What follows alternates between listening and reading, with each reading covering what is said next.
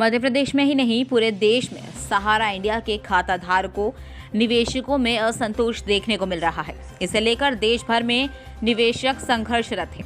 इसी को लेकर रतलाम के जावरा में भी सहारा के निवेशकों खाता धारकों ने अपनी आवाज बुलंद की है और इस बार उनका साथ दिया है। कांग्रेस के प्रभावी कार्यकर्ता वीरेंद्र सिंह सोलंकी ने परेशान निवेशकों की कमान संभालते हुए जावरा सीएसपी आनंद अभिषेक और एसडीओपी रविंद्र बिलवाल को ज्ञापन दिया, जिसमें जनता की गाड़ी कमाई का पैसा पाई पाई जोड़कर सहारा इंडिया में जमा किया था, उसे अविलंब निवेशकों को भुगतान किए जाने की मांग की है।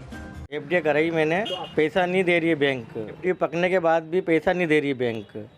वो जाते हैं तो वो कहते हैं 1 महीने में आओ, 2 महीने में आओ, ऐसे करते करते साल से 2 साल तक कर दिया उन्होंने, पर पैसा नहीं दिया उन्होंने। मेरी 15 से 20 एफडी है, कुछ का टाइम हो गया है, उसके बाद भी पैसा नहीं दिया उन्होंने। करीब 20 से 25 लाख रुपए।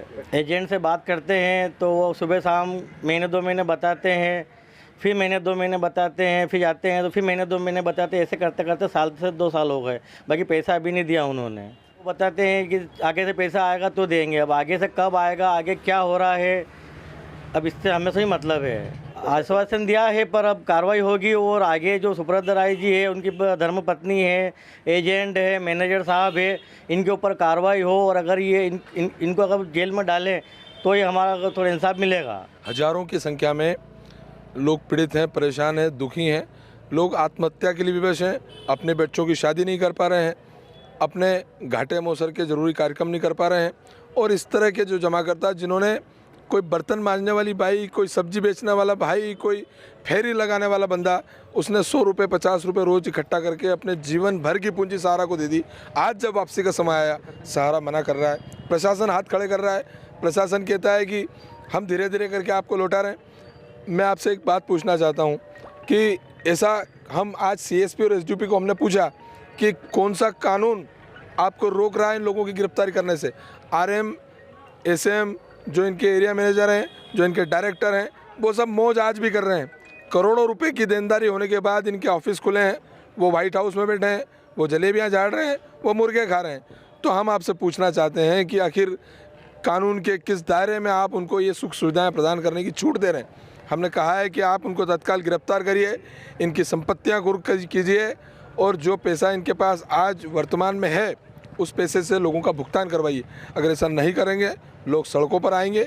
हमसे जब लोगों ने कहा कि हम मरने को चले हैं, हमने उनके कंधे पर हाथ रखा है कि मरने की ज़रूरत नहीं है, मरने से पहले के जितने विकल्प हैं वो सब हम आजमाएंगे। हम आपके साथ हैं। मरने से पहले मारना भी एक शब्द होता है।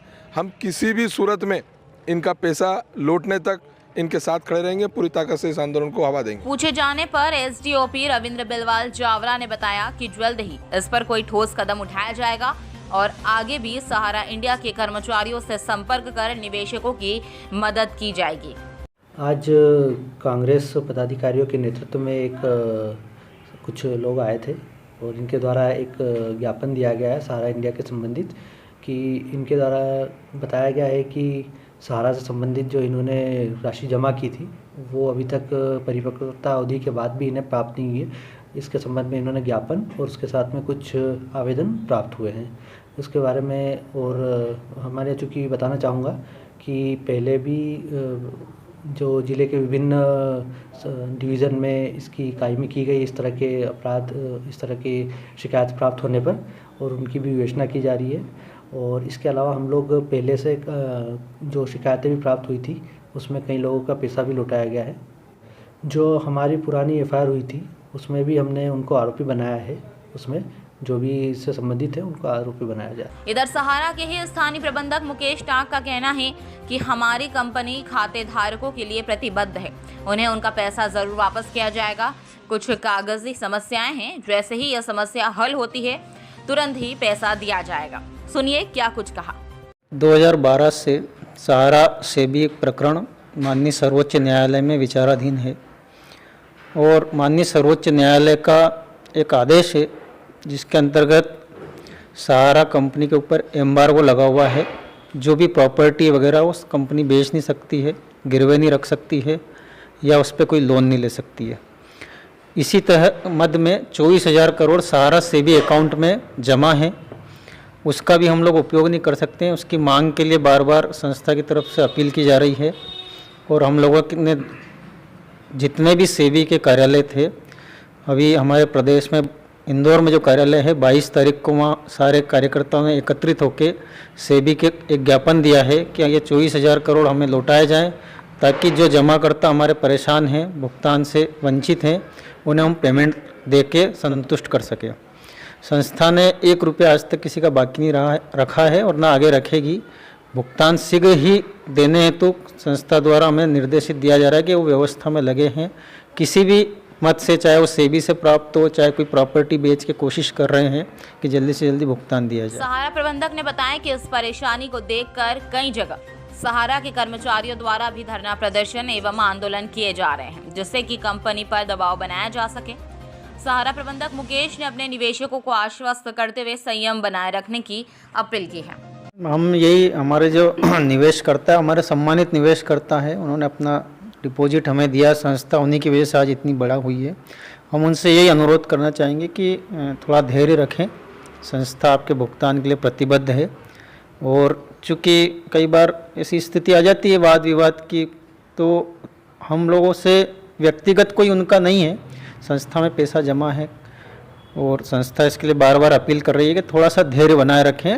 व्यवस्थाएं हो रही है, शीघ्र अतिशीघ्र भुगतान सभी के होंगे और ऐसी बात नहीं, तत्कालिक कुछ छोटे भुगतान भी हम लोग प्रयास करके करवा रहे हैं।